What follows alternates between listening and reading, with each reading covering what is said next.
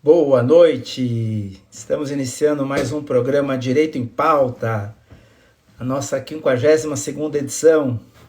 Com muita alegria, com muita satisfação e com muito prazer que a gente faz esse programa, essa live semanal. Os nossos seguidores já estão chegando, Rodrigo, Vanderlei, Diego, Claudomiro, boa noite a todos.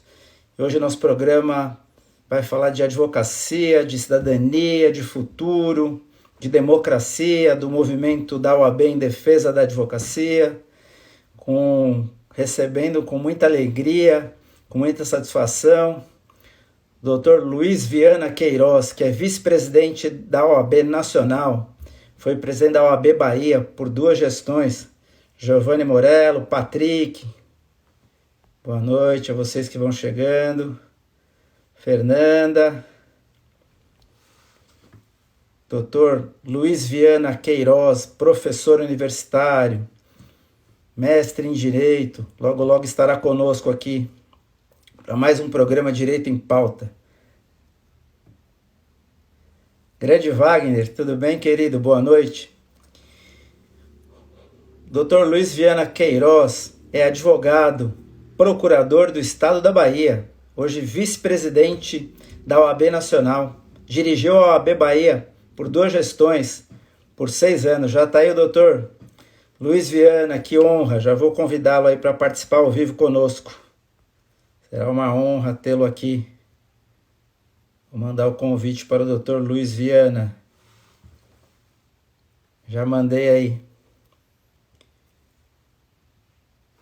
aí. Logo, logo ele entra ao vivo conosco. Uma alegria tê-los aqui nessa 52ª edição do nosso programa Direito em Pauta, nossa live semanal pelo Instagram.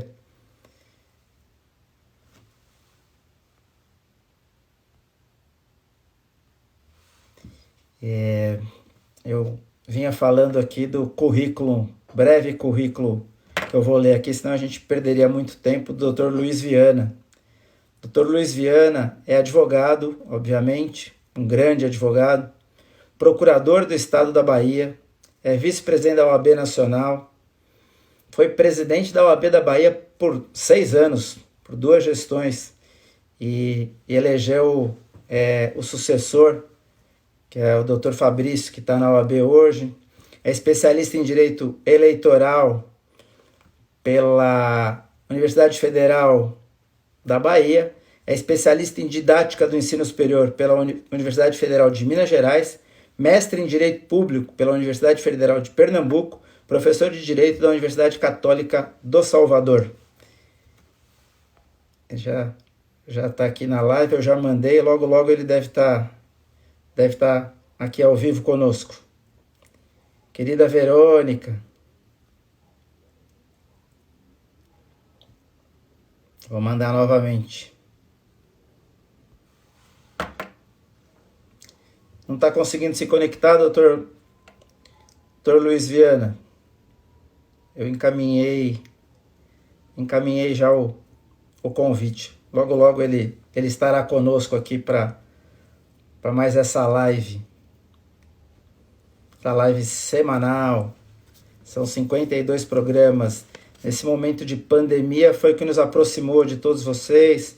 E a ideia do programa era essa, de trazer conteúdo de uma maneira descontraída, de uma maneira leve, falar. Eu já encaminhei, vou encaminhar novamente. Doutor Luiz Viana, vamos ver se agora chega aí. Oi, Constantino. Tudo bem? Tudo bem? Boa noite. Boa noite, está me ouvindo bem? Ouvindo bem, e você? Também, ótimo. Muito, muito obrigado. Gratidão por ter aceito o convite. Para nós é uma alegria imensa trocar ideia e bater papo com uma pessoa com tanto conhecimento jurídico, com tanta expressão no cenário jurídico nacional, expressão na Ordem dos Advogados. Hoje eu vinha trazendo aqui um pouco do seu currículo. Hoje, como vice-presidente da OAB Nacional, dirigiu a OAB Bahia por 2 gestões. Então, eu queria lhe dar o nosso boa noite e que o senhor seja muito bem-vindo à nossa live semanal, programa Direito em Pauta. Uma alegria para todos nós. Alegria minha, Constantino. Eu que agradeço o convite e a satisfação de poder estar aqui conversando com você e com os colegas.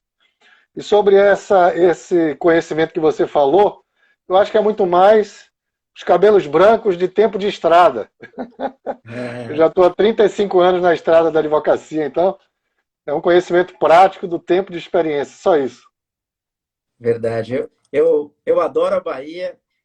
Eu tenho inscrição suplementar na OAB da Bahia. Fui muito bem recebido por todos vocês na Bahia. Tenho até por obrigação fazer esse agradecimento público. Muito obrigado aí por terem me recebido de braços abertos na OAB Bahia.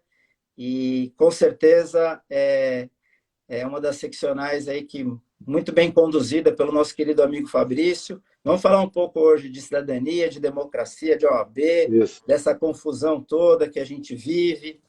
Mas vamos lá. Hoje muito se diz, doutor Viana, que a OAB, de um modo geral, ela se afastou da classe. Faz sentido? O senhor que está lá no Conselho Federal, a gente tem muito aqui em São Paulo esse questionamento com relação à gestão atual, que ela teria, de certa forma, abandonado a advocacia.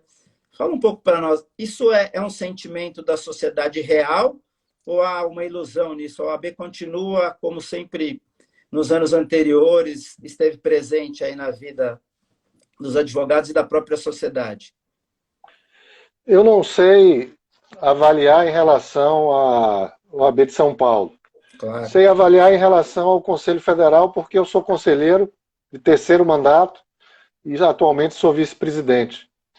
A advocacia cresceu tanto que eu identifico hoje um afastamento muito grande do Conselho Federal, que é o órgão cúpula, em relação ao advogado que está na base. É claro, Constantino, repare, nós temos uma instituição federativa. Cada estado tem uma OAB e as OABs seccionais de cada estado divididas em subseções, né? Aqui na Bahia, por exemplo, nós somos 35 subseções espalhadas por todo esse estado e mais a capital.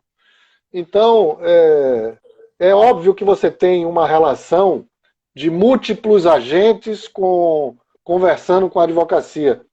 O presidente da subseção é aquele que está ali no dia a dia, próximo, que está ali no fórum, que está ali nas delegacias, que está na sede da OAB atendendo os colegas, os presidentes de seccionais já um pouco mais distantes, e nós do Conselho Federal em Brasília, como órgão cúpula, mais distantes ainda.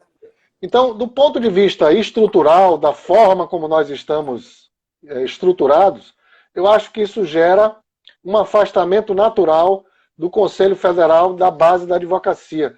Mas nesse momento que a gente está vivendo, e eu como vice-presidente, eu sinto uma ampliação enorme, um crescimento muito grande, um afastamento muito grande.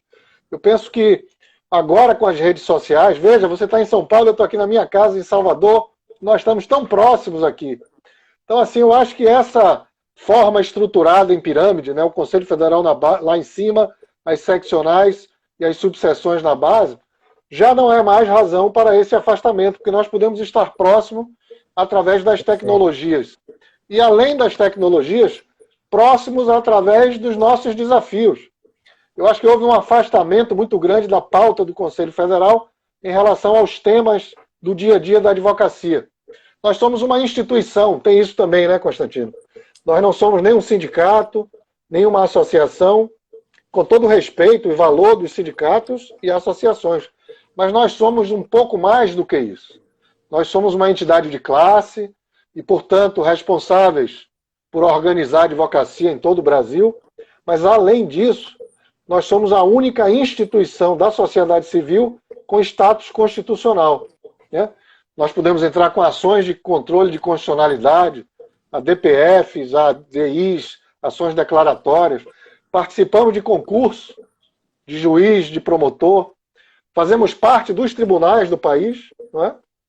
Salvo o Supremo Tribunal Federal, nós temos assento como quinto constitucional. Então nós somos mais do que apenas uma entidade de classe. Nós temos compromissos institucionais muito importantes. Mas ao mesmo tempo, e aí eu acho que essa é uma grande questão ao mesmo tempo, nós somos, sim, responsáveis pela defesa da advocacia. É por isso que eu acho que, ao lado dessa responsabilidade institucional que nós temos, nós precisamos estar mais perto da advocacia que está na base, sofrendo tanto no seu dia a dia. Eu tenho 30 anos de advocacia e eu vivi muito o protagonismo da OAB. A OAB sempre foi protagonista, desde a época das diretas jás, da época do impeachment do presidente Collor e assim por diante. Ela sempre foi protagonista, mas ela não foi partidarizada, pelo menos eu não me lembro de uma OAB tão partidarizada. Por que a OAB perdeu o protagonismo? Se é que ela perdeu, é uma visão minha pessoal.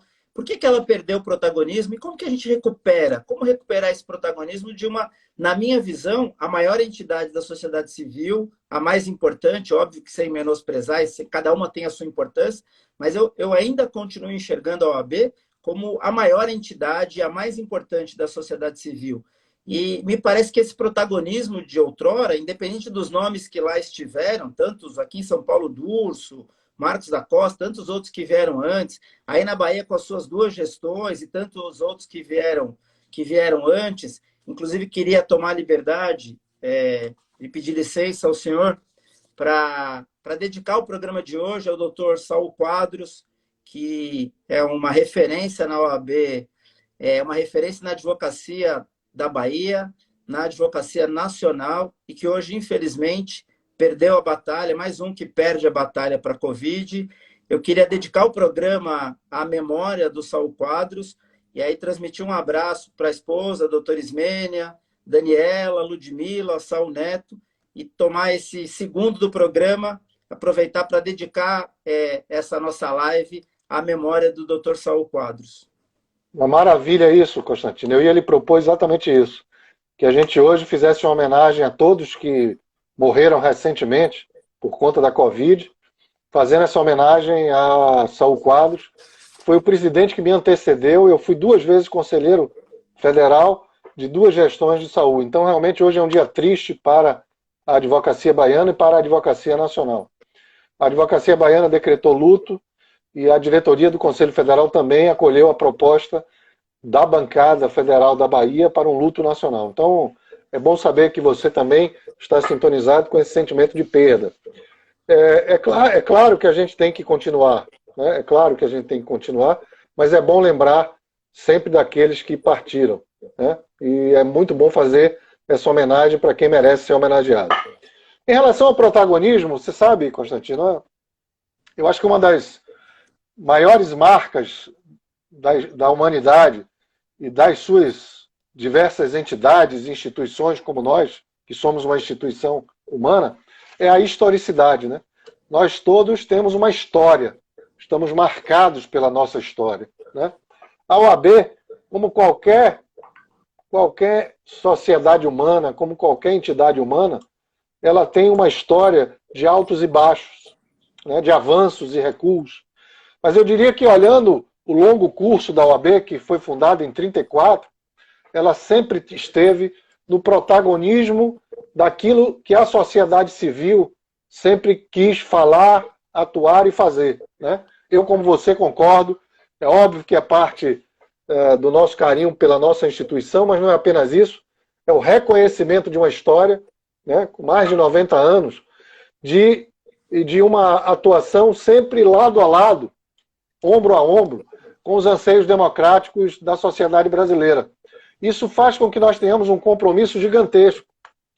E, por outro lado, esse compromisso está marcado ao longo desses 90 anos de sempre um compromisso e uma atuação em temas institucionais, a ponto de estar hoje na nossa lei como obrigação, como dever, a ponto de estar no nosso compromisso quando a gente faz o juramento. Eu fiz meu juramento em 1985, o presidente da OAB da Bahia, que me entregou a carteira, Rubem Mário de Macedo. Quando a gente faz o juramento, a gente diz que é nosso dever, como advogados, o que é o dever da OAB também. Defender o Estado democrático de direito, defender a Constituição, os direitos humanos, a justiça social. Então, isso é uma coisa muito curiosa, porque é uma relação dialética. Ao mesmo tempo que isso está inscrito na nossa lei como um dever jurídico. Isso é fruto de uma história desse compromisso tão importante que foi colocado no nosso estatuto. Mas tem uma outra coisa. Ao mesmo tempo, o nosso estatuto diz com todas as letras no artigo 44.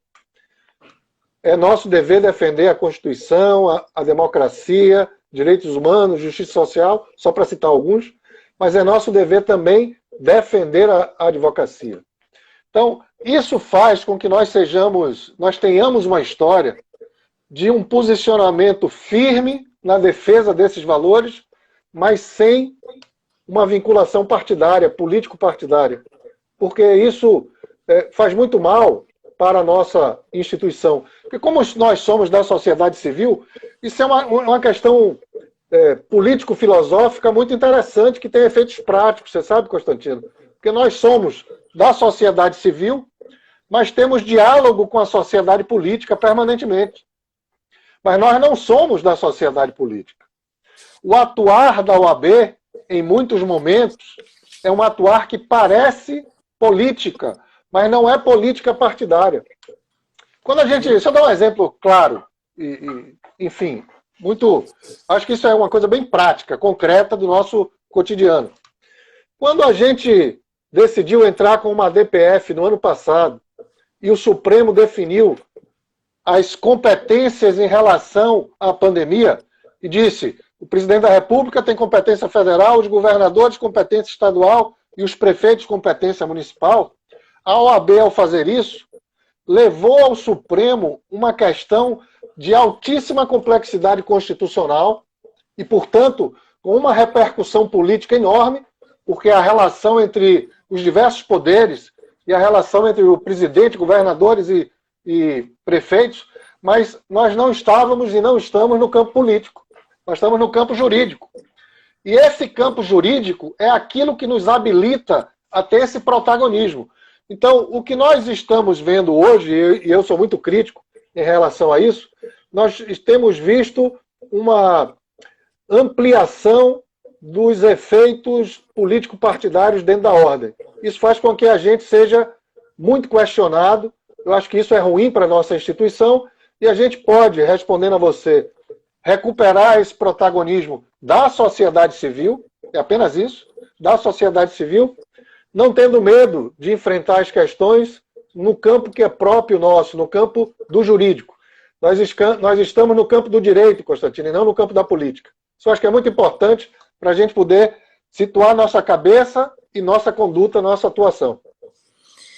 Esse limite, né, entre representar a sociedade civil, defender a advocacia e não politizar, ele é difícil de ser encontrado. Qual que é o caminho para eu andar nessa linha tênue? Eu ter a minha atuação, como o senhor muito bem falou, né, de representante da sociedade civil, mas eu não me politizar. Qual que é o caminho para isso, na sua visão? Aí eu vou usar uma metáfora literária. Fazer como Odisseus, se amarrar no mastro do navio com os valores da OAB. Né? Então, assim, não é fácil, muitas vezes, atravessar o mar das sereias, né? Porque o canto das sereias, né? Se não fossem, repare, sedutores, se o canto da sereia não fosse sedutor, Odisseus não precisaria botar cera de abelha nos ouvidos para tapar os ouvidos e não precisaria se amarrar no mastro para atravessar o mar. Então, o que a gente precisa fazer é ter certeza do caminho que a gente quer seguir. Qual é o norte que a gente segue? São os valores da OAB. Os valores construídos historicamente, valores que estão na Constituição e que estão no nosso Estatuto. Mas mais do que isso, Constantino, valores que estão na alma da advocacia. Então, como é que a gente faz para caminhar? Não ter medo de enfrentar os mares, não ter medo de enfrentar as dificuldades, ter, assim, com clareza onde a gente quer chegar. Vou lhe dar 2 exemplos meus pessoais. Né? Eu fui 2 mandatos presidente da OAB da Bahia, 6 anos, portanto. Né? Logo que eu entrei, em janeiro de 2013, eu ganhei a eleição em 2012, entrei em janeiro de 2013. O prefeito ACM Neto também entrou na prefeitura de Salvador. e fez, em 2013, um projeto de lei que fez o maior aumento tributário do IPTU da história de Salvador. Da história de Salvador, que é a primeira capital do nosso país, né? Fundada em 1559. Repara, no ano seguinte, 2014, a OAB fez uma ampla discussão jurídica sobre aquele aumento do IPTU e ajuizou uma ação direta de inconstitucionalidade no Tribunal de Justiça da Bahia, que foi julgada anos depois, né? Nós até perdemos, porque o tribunal entendeu que não era possível o controle concentrado de constitucionalidade e remeteu os interessados para ações individuais, onde se questionasse o excesso da cobrança, e foram milhares de ações julgadas procedentes. Então, nós perdemos a ação de constitucionalidade, mas ganhamos a causa, porque o tribunal, nos casos concretos, declarou a inconstitucionalidade pelo excesso do aumento. Quando a gente fez isso, parte dos apoiadores de ACM-Neto disseram que eu era petista, que eu estava a serviço do PT, porque na eleição que a ACM-Neto venceu, eu tinha sido advogado de Nelson Pellegrino, candidato do PT. Eu sou advogado na área eleitoral também. Mas eles não disseram que na eleição anterior, que a ACM-Neto perdeu, eu tinha sido advogado dele. Então, minha advocacia eleitoral não se define pela minha identidade ideológica ou não com meus clientes. Ela se define pela escolha que os clientes fazem de mim. Porque eu não posso escolher meus clientes, que, aliás, nenhum de nós. A gente não pode sequer se oferecer para os nossos clientes, quanto mais escolher. Quem é da área criminal fica até mais fácil de entender, né? Você não acha que o advogado criminal, ao advogar para alguém que é acusado de criminoso, se torna criminoso. Ele não precisa ter identidade, né, com os crimes eventualmente praticados. Isso é muito fácil de perceber. Na área eleitoral, meio confuso. Na hora que eu entrei na OAB, e que não fui eu, foi a OAB, entrou com ação direta de inconstitucionalidade, disseram que eu era petista. Mas veja, deixa eu lhe dizer, no ano seguinte, em 2015, teve uma chacina da Polícia Militar aqui na Bahia, chamada Chacina do Cabula, em que a Polícia Militar, no enfrentamento com jovens negros na periferia, matou 12 jovens negros de forma com características de execução. Né? Os laudos cadavéricos demonstram isso. Eu, junto com a minha Comissão de Direitos Humanos, nós fomos para cima da questão para defender a apuração, defender a punição. Nós fizemos, Constantino, a maior audiência pública popular da história da OAB da Bahia na nossa sede. Quando eu fiz isso, os apoiadores do governador Rui Costa disseram que eu estava a serviço dos democratas de ACM-Neto.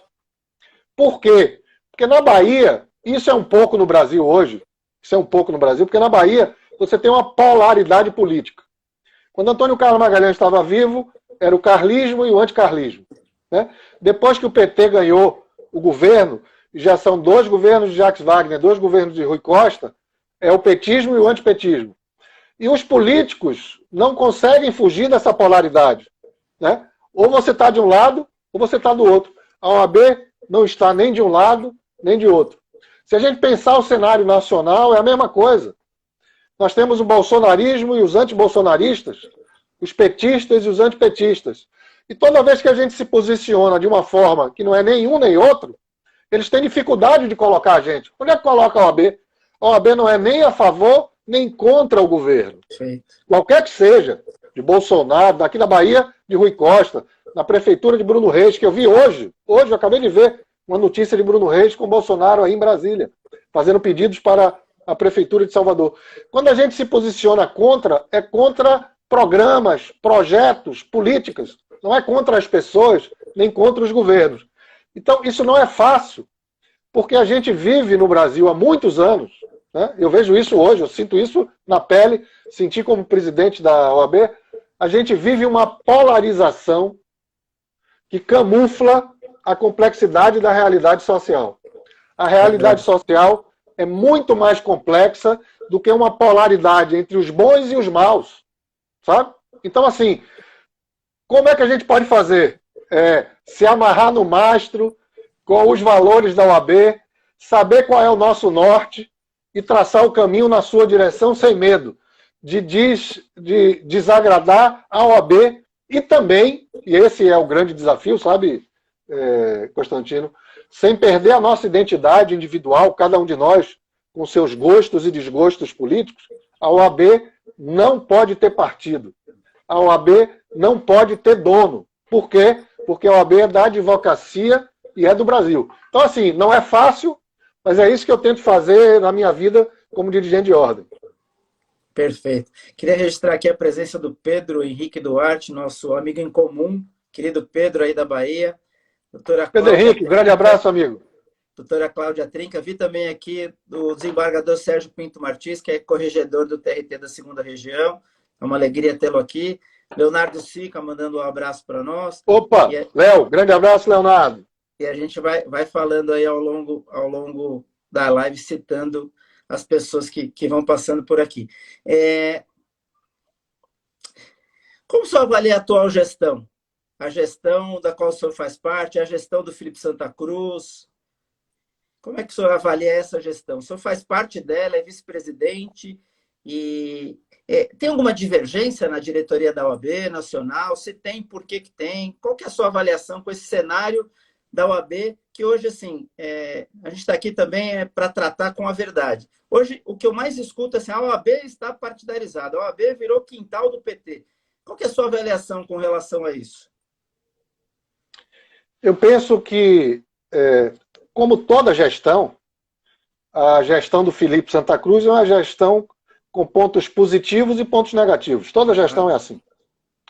Então, nós tivemos alguns acertos em relação a algumas ações, por exemplo, de controle de condicionalidade. Acabei de citar uma, em relação à definição das competências, né, no início da pandemia. E nós tivemos alguns erros, também de gestão, né? E coisas que, às vezes, não dependeu da gestão. Nós não conseguimos fazer uma Conferência Nacional da Advocacia, porque o ano passado estava em pandemia, né? Então, assim, mas eu acho que tem um problema, talvez seja esse o problema que você me pergunta, Constantino, que gerou um problema sério na diretoria, que é o caminho político-partidário que Felipe resolveu encaminhar-se, sendo hoje pré-candidato a governador do Rio de Janeiro. Eu quero dizer o seguinte, algumas coisas prévias, porque as pessoas estão distorcendo as minhas palavras. Em primeiro lugar, eu respeito os projetos pessoais de Felipe Santa Cruz. Claro. Acho que ele, provavelmente, viu, Constantino, eu não conheço a política do Rio de Janeiro, a não ser como um outsider, como um cidadão baiano que está em Brasília e tal. Mas ele provavelmente terá qualidades muito melhores do que a maioria dos políticos e ex-governadores do Rio de Janeiro. Muitos presos, né? O atual afastado, cassado, enfim. Então, isso eu não discuto, ao contrário, eu acho que ele tem méritos. Não é essa a questão. A questão não é impedir que nenhum advogado, nem nenhum dirigente de ordem tenha intenções político-partidárias, tenha filiação partidária e encaminhe um projeto. Nós temos muitos casos de ex-dirigentes de ordem que foram para a vida política e deram uma grande contribuição. Deixa eu citar um aqui, Bernardo Cabral, foi presidente nacional da OAB, depois foi senador, foi relator da Constituinte em 87 e 88. Só para dar um exemplo que está na nossa praia, que é a praia da Constituição e da Constituinte. Nelson Jobim. Nós temos um governador hoje que foi presidente da ordem, né? Pronto, exatamente. Então, assim, não é essa a questão. Eu acho que a questão é quando isso acontece no exercício do mandato. Esse é um problema. Então, na hora que isso acontece no exercício do mandato, isso gera um problema para a instituição, para a OAB. Por que isso gera um problema para a OAB? Porque como nós fizemos a referência agora, você me perguntou, a OAB tem se destacado ao longo de sua história por ter um protagonismo crítico. Crítico de políticas, de projetos, não necessariamente de pessoas e de governos, mas críticos de projetos. Projetos antidemocráticos, por exemplo, a OAB sempre foi crítico e tem que ser. Só que como nós nunca tivemos uma vinculação político-partidária, nós sempre pudemos sentar em todas as mesas de negociação. Vou lhe dar um outro exemplo mais distante, porque às vezes é muito importante a gente pensar na história, porque a gente entende um pouco o que está acontecendo hoje e a gente pode pensar o futuro, né? O bom de olhar para a história é para a gente pensar o futuro. Deixa eu dar um exemplo eloquente. Entre os maiores presidentes nacionais da OAB está Raimundo Faoro. Raimundo Faoro foi presidente num período de ditadura militar e sentou na mesa com os militares para negociar o retorno do habeas corpus. Veja, Raimundo Faoro era crítico do governo militar. Certamente não era a favor de um período sem eleição, né, sem democracia. Mas ele, como não estava em nenhum partido político, nem com uma proposta político-partidária, ele sentou na mesa, do alto da dignidade de presidente da OAB, para ajudar as negociações do retorno da democracia, que começou com o retorno do habeas corpus, num período terrível da nossa história. Né? Então, quando a gente, através dos nossos dirigentes de ordem, quando ao longo do mandato se vinculam a uma proposta político-partidária, isso gera um questionamento sobre essa independência para sentar na mesa e negociar. Eu, por exemplo, acho que nós temos temas não negociáveis e pouco importa quem é o governante ou o governo, a gente não vai negociar. Vou dar um exemplo que todo advogado entende. As nossas prerrogativas são inegociáveis. Perfeito. Do ponto de vista ético, político e jurídico. Então ninguém pode chamar a OAB para sentar na mesa de negociação para retirar nossas prerrogativas. Isso não existe. Isso não existe. Agora, tem muita coisa que a gente pode sentar na mesa para negociar se a gente estiver suficientemente distante dos partidos políticos. Que a gente fala a voz da sociedade civil. Nós não somos a única voz da sociedade civil, mas nós somos uma voz importante. Né? Eu e você falamos apaixonadamente. A mais importante é uma eloquência do apaixonado. Nós somos uma voz importante da sociedade civil. Né? Deixa eu citar mais duas, que fizeram junto com a OAB o pedido de impeachment do presidente Collor, a CNBB e a ABI. Repare. Então, nós podemos ter posições firmes que desagradem e também nós podemos sentar na mesa para negociar o negociável se nós tivermos a equidistância dos partidos políticos. A equidistância dos partidos políticos. Né? Mas na hora que o nosso presidente, né, o mais alto dirigente da OAB, que é o presidente do Conselho Federal, sinaliza publicamente que seu líder é o prefeito do Rio de Janeiro, Paes, e que ele vai segui-lo politicamente, e o Paes, na sua filiação ao PSD, saindo do Democratas, lança o Felipe, pré-candidato a governador do Estado, isso é muito ruim para a OAB, porque ela perde essa independência e essa equidistância para sentar em todas as mesas. Né? Acho que isso fez com que 3 dos 5 diretores, além de discordâncias administrativas que aconteceram ao longo da gestão, se afastassem. Eu, Zé Augusto Noronha, que é o tesoureiro do Paraná, e Ari Raguiante Neto, que é o corregedor, o secretário-geral adjunto do Mato Grosso do Sul. E queria fazer uma observação, Constantino. Eu sou professor há muitos anos. Filho de professora e professor. Estou afastado por causa do exercício da direção da OAB. Mas eu sou professor. Então, eu gosto das palavras, dos conceitos. Né? Os conceitos são muito importantes. Né? Esse distanciamento nosso, de 3 diretores em relação ao Felipe e ao Beto Simonetti, que é o secretário-geral, isso demonstra um afastamento. Mas eu não usaria a palavra ruptura, porque pode parecer inadequadamente que houve uma ruptura pessoal. Não houve ruptura pessoal nenhuma. Houve um afastamento político para marcar posição e dizer que nós não acompanhamos essa movimentação de aproximação da política partidária da OAB através do nosso presidente. Com isso a gente discorda. Né? Vários jornais, vários da imprensa, por exemplo, começaram a nos chamar de oposição. Né? Mas eu não sou oposição à minha gestão. Repare, eu sou um dissidente Eu sou um dissidente crítico em relação a certas posturas do presidente Felipe Santa Cruz. É outra coisa. Parece que é a mesma coisa, mas não é a mesma coisa, porque nós não estamos no campo da política, sabe? Nós não temos um partido de situação e um partido de oposição. O que nós temos é uma discordância profunda, grave, importante, e nós tomamos posição em relação a ela, esperando até o final do mandato que a gente possa contribuir da melhor maneira possível. Perfeito.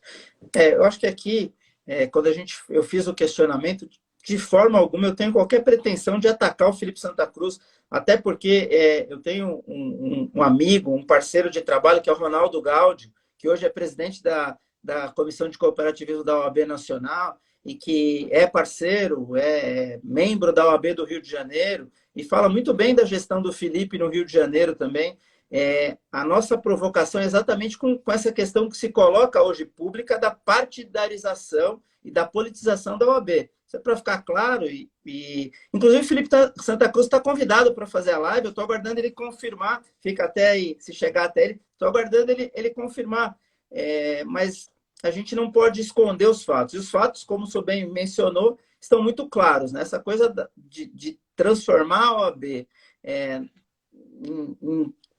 um espaço político partidário me assusta um pouco e me incomoda também. Não é uma crítica pessoal, mas é uma crítica à postura que foi adotada, só para a gente passar esse assunto. Vamos lá. E eu diria também, viu, Constantino, só para reforçar a imagem, eu gosto muito das imagens, da ideia. Esse posicionamento político-partidário reforça a polarização. É como se nós, da OAB, estivéssemos num polo político-partidário contra esse ou aquele governo. Eu, como não conheço a política do Rio de Janeiro, não sei se o Paes é a favor ou contra o governador de lá, e nem sei se ele é a favor ou contra o presidente da República. Mas na hora que a gente está na política partidária vinculada a um partido, nós somos a favor ou contra certos governantes e governos. Então, é isso, reforça a ideia falsa de que nós, da OAB, estamos obrigados a estar num dos polos. Primeiro porque a realidade social não é polar, não é bipolar. Nós não somos bipolares. A OAB participa dessa multiplicidade de ideologias que é o Brasil, e na OAB tem lugar para todos os advogados, de todas as ideologias, sabe? De todos os partidos, inclusive. Entendeu? Isso é o que eu acho que é muito importante. Esse passo, eu acho que é um passo equivocado, ruim para a OAB, muito ruim para os efeitos para a advocacia.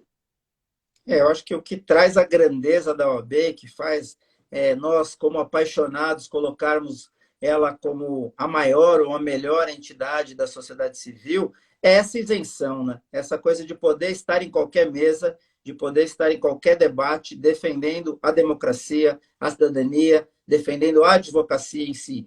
E quando a gente tem essas vinculações, a gente perde essa isenção. Vamos lá. Eleições diretas na OAB. Eleições diretas para o Conselho Federal. Várias pessoas, ao longo aí dos comentários, perguntaram isso. A minha questão primeiro é assim, por que ela não aconteceu até hoje? É tão contraditório, né? A gente foi lá, defendeu direta já, defendeu eleições, quer dizer, vale para os outros, mas não vale para nós? Você sabe, Constantino, antes de ser presidente da OAB da Bahia, eu fui de 2013, 2014, 2015, 16, 17, 18. 2013 a 2018. Antes disso, eu fui 6 anos conselheiro federal na bancada da OAB da Bahia. Fiz muita coisa, mas a coisa que eu mais fiz foi defender que a gente implantasse as eleições diretas na OAB. Levei para a Conferência Nacional, que aprovou, e apresentei ao plenário do Conselho Federal, que por ampla maioria rejeitou. Salvo engano, na época apoiaram as diretas 5 ou no máximo 6 bancadas só, todas as outras contra. Diante dessa recusa, eu apresentei como conselheiro uma proposta de plebiscito. Tudo bem, o conselho é contra, vamos consultar a classe? O conselho, de novo, tem o mesmo resultado. Foi contra o plebiscito. E o grande argumento é o seguinte: Luiz, se perguntar, a classe quer. Que é a maior contradição de democracia representativa que existe. A maior contradição é você se propor a ser representante e não querer representar. Então, nós somos representantes da advocacia para efetivamente representar. Fazer aqui uma utilização de uma nomenclatura que nem sempre é utilizada, mas eu sou apaixonado pelo Ponte de Miranda, pela doutrina de Ponte de Miranda. Quando Ponte de Miranda está falando da pessoa jurídica, do Tratado de Direito Privado, ele diz assim: quem tem procuração das pessoas jurídicas representa as pessoas jurídicas. Mas quem é órgão da pessoa jurídica presenta a pessoa jurídica. Presenta. Por quê? Porque as pessoas jurídicas são uma ficção jurídica, né? As pessoas jurídicas são uma criação ideal do direito formado por pessoas humanas, que vão lá na prática. Então, eu, vice-presidente da OAB, se for chamado, por exemplo, numa mesa de audiência, eu não levo procuração. Quem dá procuração sou eu. Eu apresento o Conselho Federal. E aquele preposto, advogado, que receber a procuração, representa. Por que é que eu estou dizendo isso? Porque nós, no Conselho Federal, não somos a nossa voz presente. Nós somos representantes da voz daqueles que nos elegeram. A classe, a advocacia, toda quer. Se fizer um plebiscito, eu não tenho a menor dúvida que dá mais de 99% a favor da eleição direta do presidente nacional da OAB. E por que não vai? Não vai porque alguns equivocados pensam que são donos da OAB. É por isso que eu afirmo que a OAB não tem dono. Mas tem alguns que acham que são. E alguns que acham que são e se perpetuam nesse modelo de eleição indireta do presidente nacional da OAB. Né? Eu quero fazer, inclusive, duas observações, já que vários perguntaram. O ano passado, o ano da pandemia, eu presidi a Comissão da Reforma Eleitoral da OAB. Nós trabalhamos durante 9 meses, todas as sextas-feiras, e fizemos uma série de proposições, todas aprovadas na comissão e encaminhadas para o Pleno do Conselho Federal. Foram 12 propostas, infelizmente só foram pautadas 3. Paridade de gênero, cota racial e voto eletrônico, voto à distância, voto no celular, né? Voto eletrônico. Quase não passa, né? Detalhe, isso. Passou depois... Quase não passa. Isso. O Colégio Presidente, por exemplo, empatou, precisou Felipe desempatar. Mas por que isso ainda não foi levado ao Pleno? Vou deixar para você perguntar ao presidente Felipe Santa Cruz, porque o nosso regulamento diz que a proposição que chega para um relator deve entrar na pauta da primeira sessão seguinte. Isso já foi aprovado desde o ano passado. Por que não vai? Porque a melhor coisa da democracia, Constantino, não vou dizer a melhor, uma das melhores coisas da democracia é a necessidade dos compromissos públicos.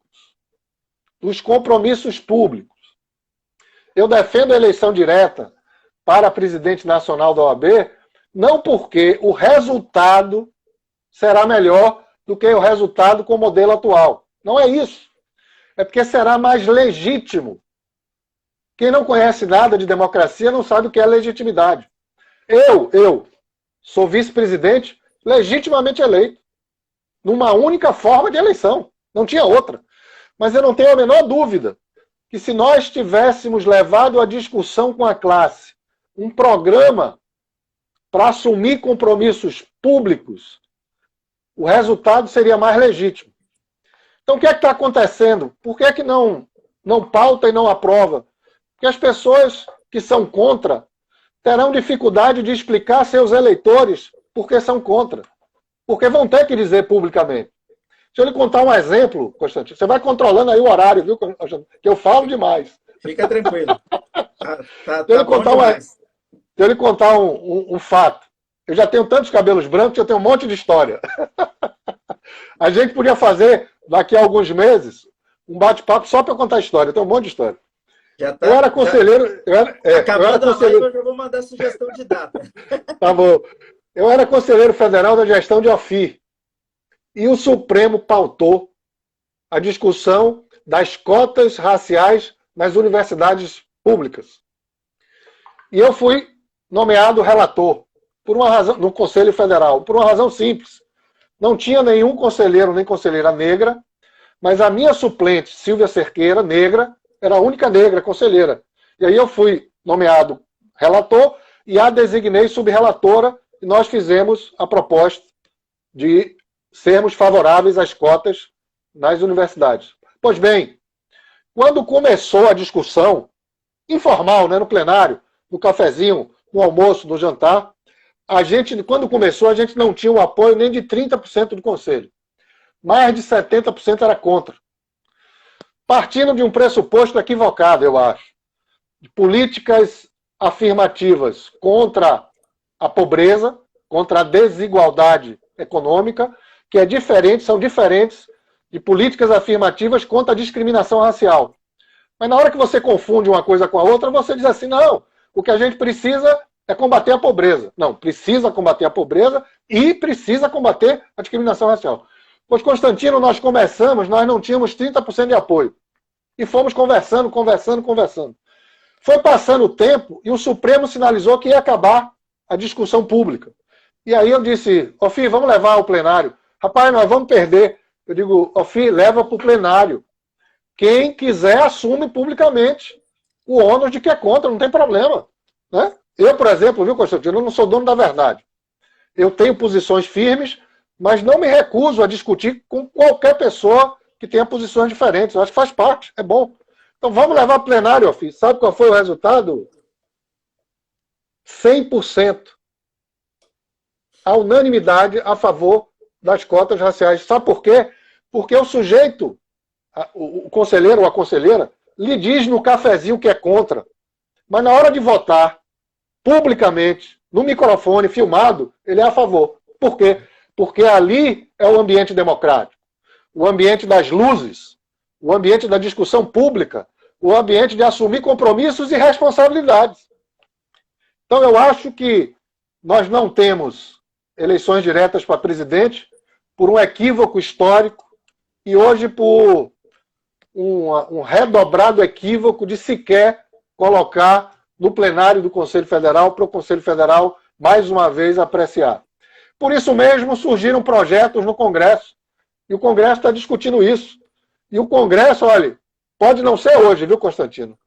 Mas o Congresso vai aprovar eleições diretas para presidente nacional, porque essa é a vontade da advocacia brasileira. Inclusive, essa é a vontade da advocacia brasileira. Inclusive, Alfredo Scaff, que é um advogado aqui de São Paulo, tem batalhado isso junto ao senador Álvaro Dias. Pois é. Essa é uma discussão importante. Para mim, essa era uma discussão que tinha que ser feita no Conselho Federal com a advocacia. Mas se o Conselho Federal não quer fazer a discussão, tem que levar para a advocacia. E a advocacia é representada pelos deputados e senadores. Eu acho que é isso, não tem jeito. Mas fica feio, né? Ver de fora para dentro. Eu acho que fica péssimo. Mas é legítimo também, tá? Claro. Não pode a gente fechar, tampar os ouvidos para a advocacia, dizer que não representa. Não, eu represento. Aqui na Bahia eu não tenho a menor dúvida. Se não for 99%, é 100% da advocacia a favor. Eu não tenho a menor dúvida disso. Então eu represento a advocacia baiana e, independente disso, sou favorável porque é mais legítimo. Perfeito. Houve o lançamento do movimento OAB em defesa da advocacia. O senhor está à frente desse movimento. Explica para a gente qual que é o objetivo, como é que tem sido a atuação do movimento, quem quer participar, como faz para participar. Vamos falar um pouco do movimento. E aí eu tenho mais algumas perguntas no final que eu queria tentar fazer. Tá. Você fez a pergunta se houve uma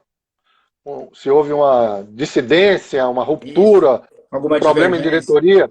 Então, 3 diretores, eu, Noronha e Ari, juntamente com presidentes de seccionais, conselheiros federais, conselheiros seccionais, presidentes de subseções, advogados e advogadas, lançamos um manifesto público em defesa da advocacia, no qual a gente reforça os compromissos institucionais de defesa da democracia, da Constituição, dos direitos humanos, da justiça social, que estão no artigo 44 do Estatuto da OAB, mas afirmamos que, neste momento, a nossa prioridade deveria ser defender a advocacia. Então, é um movimento que marca uma posição política em relação à situação atual, do Conselho Federal. É um movimento que chama, conclama todos que queiram participar, vir conosco, para a gente ir conversando de forma horizontal. Não tem dono o movimento, não tem chefe. Todos nós queremos conversar com todos para que a gente possa ter uma pauta que demonstre a nossa prioridade, que é a defesa dos advogados e advogadas. Basta pensar, Constantino, a pandemia que a gente está vivendo. A pandemia vem em cima de uma crise econômica e reforça a crise econômica. A advocacia brasileira, onde eu ando, está passando muita dificuldade econômica. Está sem trabalho, o judiciário funcionando mal, com pouca e baixa remuneração, enfim.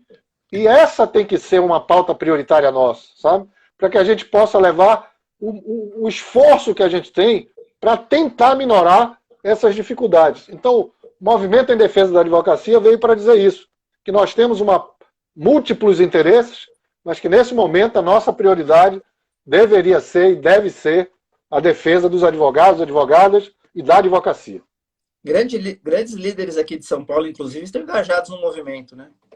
A gente Você hoje já citou dois, Marcos da Costa e Leonardo Sica, mas são muitos também, São Paulo, que estão nesse movimento. O movimento, a ideia é que ele seja horizontal, seja feito nas redes sociais, que a gente está em distanciamento físico, que a gente possa apoiar essa pauta mínima de defesa da advocacia. Quem quiser participar é só entrar Facebook, Instagram, Twitter. A gente está, através das redes sociais, se comunicando, falando para a advocacia e, sobretudo, ouvindo.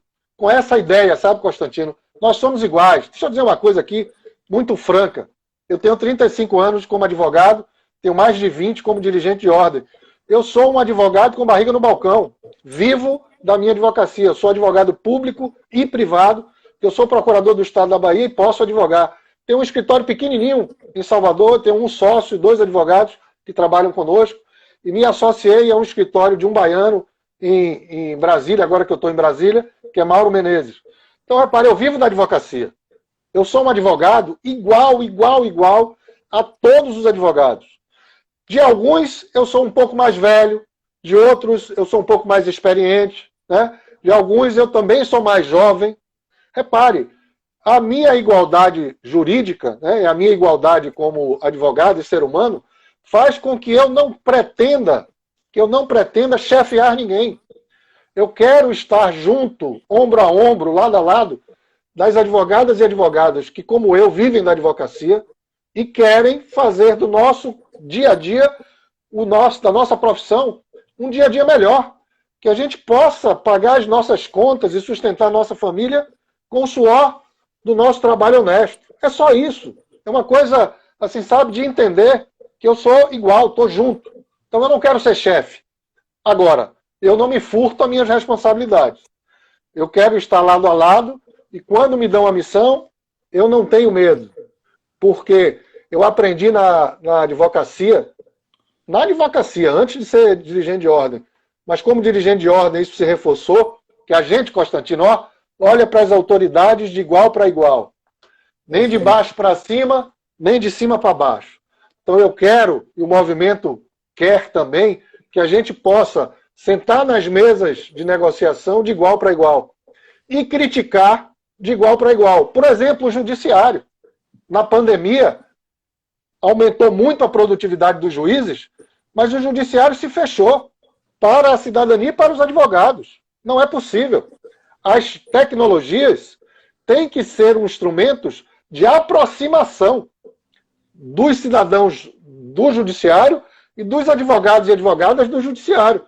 Essa crítica eu quero fazer, olhando de igual para igual aos chefes do judiciário, de forma leal, franca e destemida. Eu queria complementar dizendo que a pandemia, me parece que o judiciário tem aproveitado para transferir responsabilidade, né? Passou agora a ser papel do advogado, ser auxiliar do judiciário, com questão de testemunha, com tantas coisas mais. Me parece que há um desvirtuamento aí que a gente, falando enquanto OAB, teria que estar atento e batendo nisso, né? Batendo no bom sentido. Eu concordo com você, plenamente. O movimento tem pretensões políticas para coroar essa receptividade na sociedade, no meio dos advogados e tantas demandas? Não. É claro que as pessoas ficam me perguntando isso, né? Esse é um movimento para depois de você ser candidato e tal. As eleições nossas serão na segunda quinzena de novembro, nas seccionais, e a eleição do futuro presidente nacional será 31 de janeiro do ano que vem. Está muito longe. Nesse momento, o que a gente quer é conversar com a advocacia, né? Dizer o que a gente está pensando e sentindo, e também receber as sugestões do que a gente está, do que as pessoas estão sentindo, entendeu? Isso que você me disse, por exemplo, os advogados com quem eu tenho conversado percebem uma contradição no judiciário. Ao mesmo tempo aumentou a produtividade e ao mesmo tempo se fechou mais, se distanciou mais. Então isso quem está dizendo é o advogado, a advogada que vive da advocacia. Está dizendo, pelo amor de Deus, ajuda a gente aqui, o judiciário tem que voltar a funcionar, a gente tem que poder discutir. Porque repara, Constantino, eu sou advogado com barriga no balcão, como ele disse. Tem certos processos judiciais que não faz muita diferença você olhar no olho do juiz. Mas tem outros que é decisivo. Processo de briga de família, por exemplo, você tem que olhar no olho do juiz, o juiz tem que olhar no olho da parte, tem que olhar no olho da testemunha, porque são as paixões humanas envolvidas, as dores, entendeu? Aquilo que torna as pessoas infelizes e aquilo também que torna as pessoas felizes, né? Então, não conversar diretamente com o juiz gera um prejuízo para quê? Para o judiciário. Porque o judiciário é serviço público, que serve à solução pacífica dos conflitos, através da solução mais justa. E o que é a solução mais justa naquele caso concreto? Pô, só o caso concreto vai dizer. Mas certamente, em alguns momentos, é indispensável olhar olho no olho do juiz. Tenho tempo para lhe contar um caso em 1 minuto? O tempo é todo seu, eu posso ficar aqui até amanhã. A pessoa vai dormir e a gente fica batendo papo. Não, vou lhe contar em 1 minuto.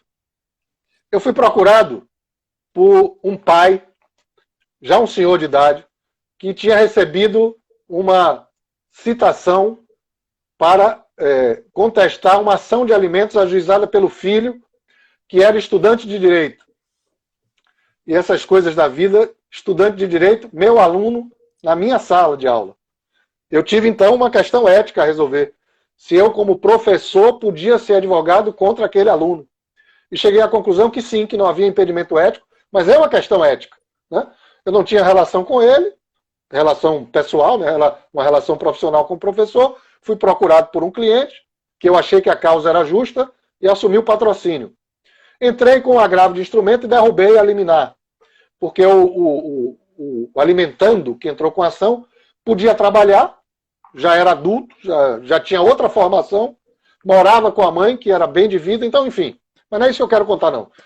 Aí nós fomos para a audiência de instrução. E meu cliente me perguntou, Luiz, como é que vai ser? Eu disse, não, nós vamos chegar lá, vamos sentar, você comigo. Seu filho vai chegar com o advogado dele, vai tentar uma conciliação e, se tiver conciliação, encerra. Se não tiver conciliação, vai ouvir testemunha. Então. Aí ele me disse, quem está fazendo isso tudo aqui é minha ex-mulher, mãe de meu filho. Se ela estiver lá, vai atrapalhar a audiência. E ela era da área jurídica, a mãe do alimentando. Aí nós fomos. Quando a gente chega na audiência, a mãe com o filho. Só que o filho tinha 25 anos. Não era um menino de 15 anos. Aí eu pedi à juíza, uma mulher juíza, que pedisse à mãe que esperasse lá fora, ou esperasse na sala da juíza. Aí a juíza deu a sala dela, ela esperou, ela aí saiu. Quando ela saiu, a juíza perguntou a mim e a outro advogado, tem possibilidade de conciliação? A gente começou a bater boca. Não por isso, sim por aquilo, não por isso. Aí ficamos lá uns 10 minutos discutindo, eu e o advogado. A juíza bateu na mesa e disse assim, peraí. Por favor, aos advogados, queria pedir a vocês uma paciência, um tempinho aí, por favor. Eu queria ouvir as partes. Queria ouvir o pai. Tem possibilidade de conciliação? Meu cliente tomou um choque. Me olhou e ficou assim. Não conseguia responder. Aí a juíza perguntou ao filho, tem possibilidade de acordo com seu pai? o cara, né, de 25 anos, um menino, mas enfim, um homem, começou a chorar aqui assim. Aí eu olhei para meu cliente, as lágrimas caíram aqui. Aí um olhou para o outro, levantaram-se, se abraçaram e choraram copiosamente.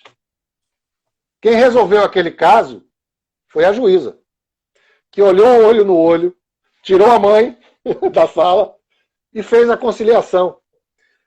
Repare, à distância, não acho que isso aconteceria, não. Com certeza Eu não acho. não. Eu acho que a juíza perguntaria, tem possibilidade de conciliação? Eu diria não, aqui como eu estou com você, o outro advogado não, e ia partir para a instrução. Então tem processos e processos. Tem processos que não faz muita diferença, prova toda documental, né, não faz muita diferença. Mas tem processos que se você não olhar no olho, faz toda a diferença. Eu acho que é válido, inclusive a audiência telepresencial ajuda muito, mas a colheita da prova tem que ser na presença, na minha opinião, né? Eu acho que Isso. prejudica demais. Colher prova à distância é bastante complicado. Querida Renata... Eu recebi aqui um sinal, viu, Constantino? Apesar de você poder ficar aqui a noite toda, eu recebi um sinal aqui no meu computador que eu tenho uma reunião agora às 20 horas. Então eu vou pedir a você para a gente acelerar e encerrar. Não que esteja ruim, tá ótimo. Eu, por mim, ficando aqui a noite toda. A gente tem que finalizar. Mas é que eu tenho uma reunião mesmo agora. Não, vamos finalizar. São mais duas perguntas. Temos tempo de duas? Claro. O tempo do espetáculo não é o tempo da justiça. Essa frase é da sua autoria. Gostei da frase. O que o senhor queria transmitir com ela? O tempo do espetáculo não é o tempo da justiça. Eu acho que é muito... Para mim, o tempo é uma chave das questões humanas e das questões jurídicas. Tem certos conflitos, certos problemas, que se for resolvido rápido demais, não resolve. E se for resolvido tarde demais, também não resolve. Os conflitos humanos, e portanto a justiça, ela se submete a um tempo em que tem que ter ponderação. Justiça é jurisprudência. Tem que ter prudência, ouvir, saber escutar, né? Ver quais são os dramas humanos ali envolvidos, para que saia a solução mais justa. Não pode ser nem rápido demais, nem também demorado demais. Aqui na Bahia nós temos causas que são julgadas 20 anos depois, Constantino. Não faz nenhum sentido. Já deixou de ser justo só pela demora. Entendeu? Então, assim, o tempo da justiça é um tempo da prudência, que exige tranquilidade para decidir. E o tempo do espetáculo? A gente vive uma era, né? Tem um famoso livro, A Era do Espetáculo. Aliás, vi recentemente uma resenha do livro de... Oh, meu Deus, o peruano, que é prêmio Nobel de Literatura, como é o nome dele? Foi candidato a presidente da República. A Civilização do Espetáculo. A gente vive um momento que a gente está vivendo que mais importante do que ser é aparecer. As pessoas querem aparecer. E aí esse aparecer é cada vez mais rápido, né? Porque ficam numa febre de aparecer, e essa febre de aparecer rapidamente impede a tranquilidade necessária para um julgamento justo, né? Eu vi outro dia uma coisa bem legal, eu gosto muito de antropologia, de história. Eu vi outro dia um amigo da Bahia falando sobre tradições africanas na solução de conflitos. Nada com o Estado, né? Ele estava falando de uma tribo africana que, quando tinha conflitos humanos, por exemplo, briga de pai e filho, briga de vizinho com vizinha, o chefe chamava aqueles que estavam em briga para debaixo de uma árvore sagrada, sem tempo de acabar a conversa. Sem tempo de acabar a conversa. Qual vai ser o tempo? O tempo necessário para resolver o conflito. A gente não pode mais isso. A gente tem uma vida, na vida contemporânea, a gente tem as instituições que fazem isso. Então a gente vai para o judiciário, esperando que o judiciário nos dê a solução justa. Mas essa solução justa não virá na aceleração da rapidez do múltiplo aparecer. Então, assim, a gente vive, infelizmente, uma época de uma sociedade em que o aparecer rápido é mais importante do que o fazer justiça. Por isso que o tempo do espetáculo não é o tempo da justiça. Perfeito. Eu queria lhe agradecer imensamente por esse bate-papo. Se a gente tiver oportunidade mais para frente, no segundo semestre, eu queria fazer um novo convite para a gente tratar só dos casos. Queria lhe parabenizar, não pelo advogado brilhante que o senhor é, mas queria lhe parabenizar pelo ser humano, pela forma como são colocadas as coisas tão importantes como da advocacia, da OAB, mas com sensibilidade, com respeito, e acho que isso é importante, o respeito acima de tudo, essa sensibilidade de enxergar o ser humano.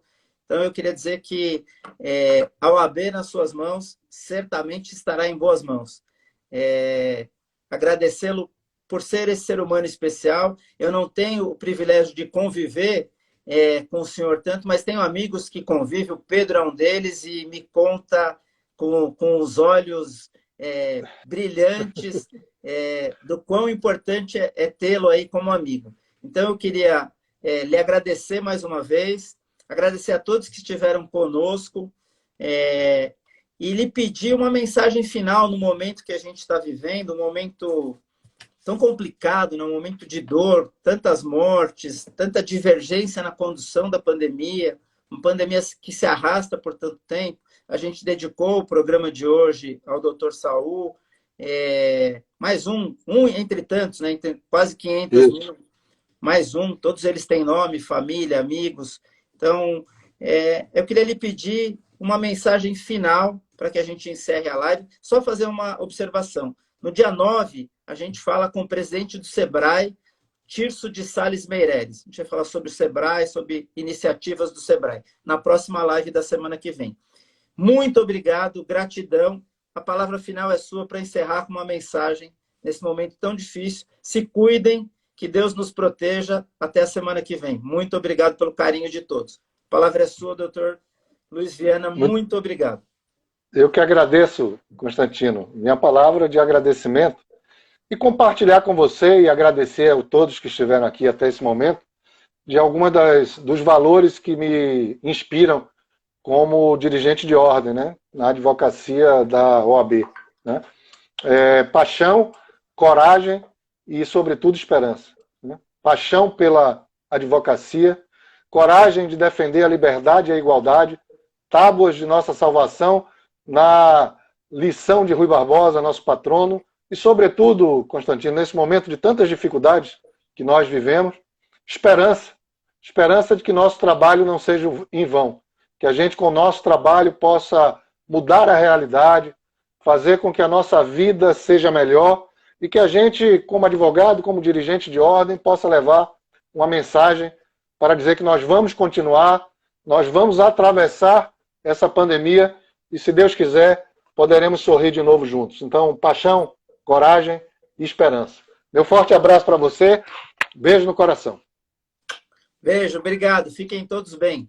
Até a próxima. Até logo.